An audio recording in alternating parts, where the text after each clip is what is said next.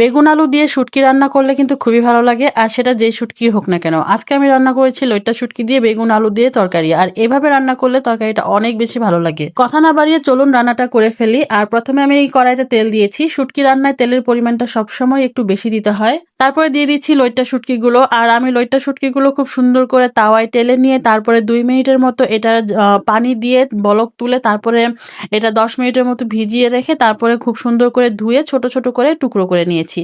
আর তারপরে দিয়ে দিচ্ছি এখানে রসুন। আর শুটকি রান্নায় রসুনের পরিমাণটা অবশ্যই বেশি দিতে হয়, কারণ রসুনগুলোই বেশি ভালো লাগে খেতে। পরে দিয়ে দিব 1 কাপ পরিমাণ পেঁয়াজ। আর পেঁয়াজ আর রসুনগুলো যখন একটু সময় ভাজার পরে নরম হয়ে আসবে, সেই পর্যায়ে আমি এখানে দিয়ে দিব কয়েকটা কাঁচামরিচ।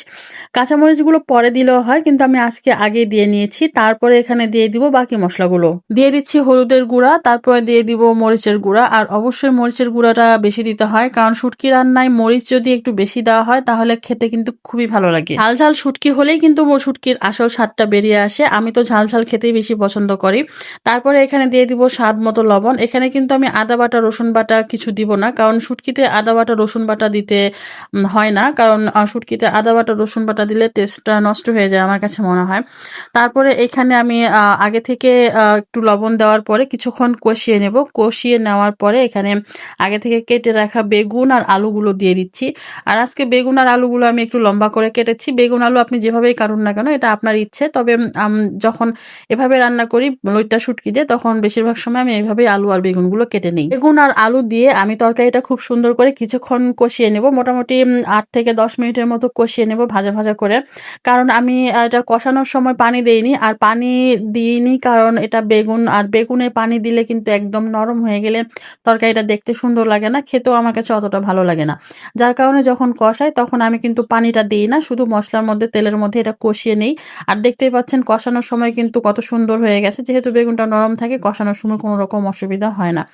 কষানো হয়ে গেলে আমি এখানে দিয়ে দিব পানি। যেহেতু আমি কষানোর সময় পানিটা দেই নাই আর কষানোর শেষে পানি দিচ্ছি, সে কারণে আমি অল্প সামান্য একটু বেশি পানি দিয়েছি। আর এই পানিতে বাকি সবজিগুলো খুব সুন্দর করে সেদ্ধ হয়ে গেলে একেবারে যখন পানিটা শুকিয়ে যাবে উপর থেকে, মানে নিচ থেকে একদম তেলটা উপরে উঠে আসবে, সেই পর্যায়ে আমি নামিয়ে ফেলবো। আর আলু বেগুন দিয়ে এভাবে শুটকি রান্না করলে আমার কিন্তু খুবই ভালো লাগে। আমার বাসায় তো খুবই পছন্দ করে সবাই। আমার মতো কে কে শুটকি পছন্দ করেন অবশ্যই কমেন্ট করে জানাবেন। আমি তো শুটকি খুবই পছন্দ করি, বিশেষ করে লইট্টা শুটকি এভাবে রান্না করলেই বেশি ভালো লাগে আমার কাছে।